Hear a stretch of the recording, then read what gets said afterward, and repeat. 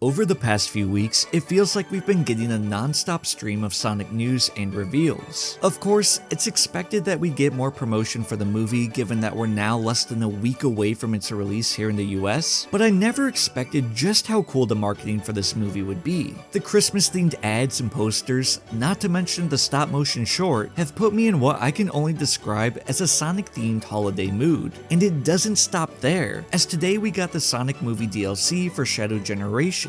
And while it is admittedly very short, it's a ton of fun and it's a really good marketing ploy to get fans excited to go see the film. However, the most surprising Sonic related reveal happened late into the Game Awards. We were shown a very short teaser, which was less than half a minute long, and it showed Shadow retrieving his car from a garage before taking off into a ring portal and finally revealing the title of the game, which is Sonic Racing CrossWorlds. Personally, I am very excited for this game and the potential direction that this game could be heading, so let's dig into it. Sumo Digital has created the Sonic racing game since 2010, and I think it's safe to assume that they're going to be making this one as well, which, if they are, that would be great news. You can tell that they don't phone it in when it comes to these games, and they really improve with each iteration. I still think that All-Stars Racing Transformed is one of the best arcade racing games ever to be made. Even Team Sonic Racing is a very fun and polished game, especially when you learn the mechanics behind playing as a team. Unfortunately, I think that game kind of gets underlooked due to it releasing after Sonic Forces. But with the Sonic franchise in a better place than it possibly ever has been, now would be a great time for Sega to drop a Sonic racing game that really blows everyone away. Like I mentioned, Team Sonic Racing is a great game, but it still could have been something more. I love the fact that that game included a story mode, yet the presentation of the story left me wanting as the lifeless PNGs popped up on screen. The maps in the game were okay, but not too many stood out to me, and the power-ups were all wisp-based, which ended up making them feel sort of like generic Mario Kart powers. CrossWorlds has the opportunity to take all the weaknesses of TSR and improve on all of those features and really carve it out as something unique. With us not knowing much about this game yet, I can only say that if there is a story mode included this time around, I hope that we get full-fledged cutscenes to tie the story together. Now when it comes to the maps in this game, I think we're going to get something very exciting. The title of the game, CrossWorlds, suggests that we're going to be traveling across, well, worlds during these races, and we get a tease of how this will be applicable with Shadow crossing into a warp ring. So imagine we start on a very basic Green Hills race course, and midway through the match you go into a warp ring, and you suddenly end up on the Mushroom Planet or the Death Egg. How cool would that be?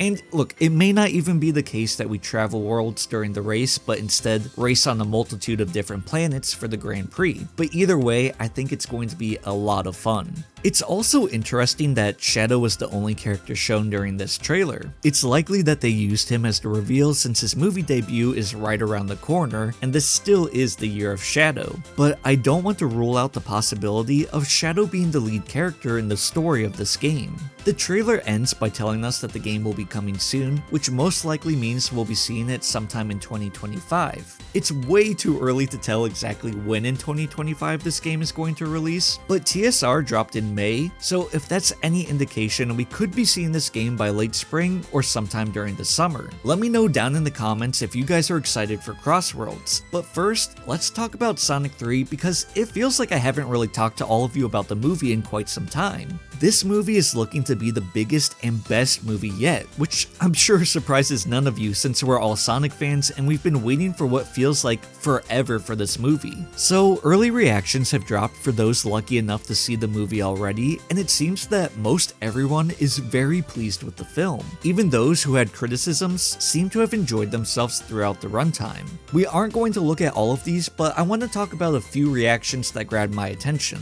One of the early reactions stated that this third film felt like it was aimed at young adults with its story and tone, and that's something that really intrigues me because this franchise walks a weird line between being very kiddie and being young adult oriented. I certainly enjoyed this series the most when it takes itself a bit more seriously, so I'm glad to hear that this one feels a bit more mature but is still fun for the younger audience. I think that's a mark that this franchise should honestly be trying to hit. Almost all of these early reactions bring up how good the after credits scenes are, which which has me very excited about where this franchise could be heading. I really think that one of the end credit scenes is going to set up Metal Sonic. Ever since that first trailer where Sonic hands Robotnik his quill, I couldn't get that out of my head. But with Daniel RPK stating that Paramount has big plans for Silver the Hedgehog, we could get some sort of setup for him as well. There's just so many characters and directions that they could choose, so it truly is something that's up in the air until we go see it ourselves. But nonetheless, it has me excited.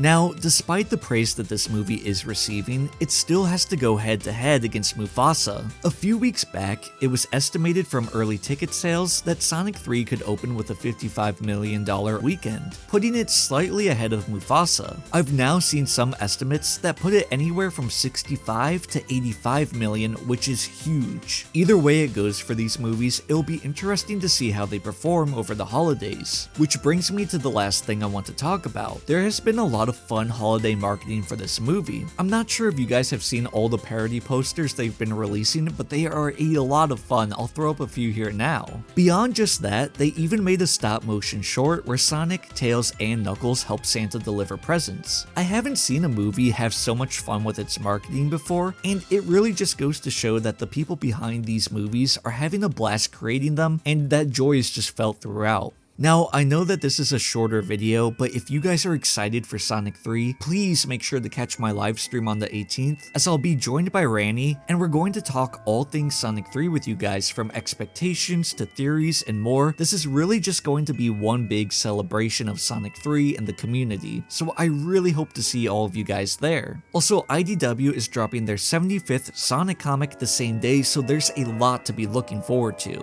Anyways, that's all I have for you guys now. I cannot believe that we're less than a week away from this film. Let me know if you guys are going to see the film on opening night, and check out the video here for more Sonic news and lore. I wish you all the best, take care, peace.